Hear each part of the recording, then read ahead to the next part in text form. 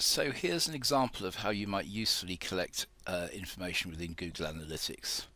This is a post in our one of the WordPress sites. This is my site here, and having made the post, I can promote it via Facebook here, and I can also automatically have it set up so it will tweet the post automatically.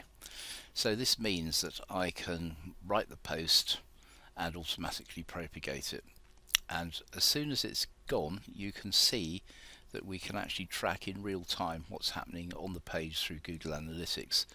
This is actually looking at that particular post. It tells you where the person is and what they're looking at, and here they've just changed to a different page, so you can actually analyze what's happening in real time. Now the way that we do this is from within the dashboard. I have a utility in here which enables us to track YouTube. This is it here, and effectively what we do is within that utility we simply enter as a YouTube video ID both the title and the actual YouTube ID of the video, and then we basically say we want to track plays, ends, pauses and changes in quality. And once that's set up, you can track it. Now obviously it helps if you have an established piece of collateral to promote. So this is basically a video I created some time ago. It shows you what its recent viewings have been. We're trying to sort of boost it up again, and we can look at the demographics of who actually uses this. This is telling me that I haven't got enough of a timeline run, so we go and look at it over the whole period of its existence, and we can see here that it's predominantly male, and it's very much younger people who are actually watching this video. It's about how markets grow, so and how companies perform within that space. So it gets this sort of young male demographic.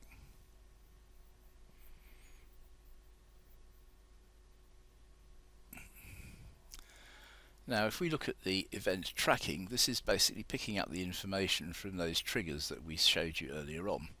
So it tells us that effectively, this is how many we've got since we released the thing. This is about an hour and a half. Effectively it's tracking both YouTube plays and getting to this page of entrepreneurial marketing, which is one that I have set as a goal. It tells us, if we look at the actions, that a lot of them are actually changes of the size and quality of the video, but there's plays, there's stops, there's pauses. And then finally we can look at the title, which is basically the markets and growth that we're looking at, and also here's one which enables us to look at a link. Now this link enables people to sign up for to be notified about the future release of an entrepreneurial marketing workbook which I'm writing. This effectively comes into the test of having something to ask on the end of your page, a call to action if you will, and what we're collecting for people who are signing up for this is their email address, name, website, what areas they're interested in, and whether they're interested in workshops or distance learning courses. And here basically that takes us into MailChimp, which stores their information. So there's been a double opt-out entry into this, and then we're safe for them to promote.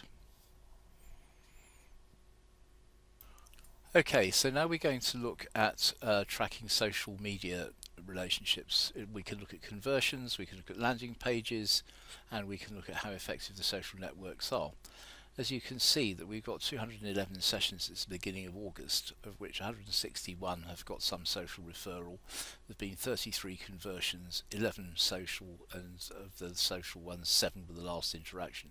Predominantly it's coming from Facebook and Twitter, with only a tiny amount from LinkedIn. And the pages that we've got here are mainly the Brexit post, plus some to the main headline page, and 10 just to the one that we launched this morning, which is the one that we've just been looking at. There's also one to the one-man brand post which plugs it as a Vimeo program that I have available.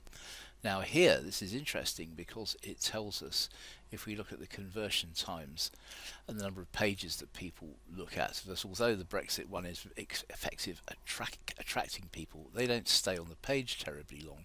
Whereas surprisingly, the one that we've just launched effectively has got an average of 10 minutes. That means that people are actually watching the video. And the one-man brand one, they have taken 8 pages to get to.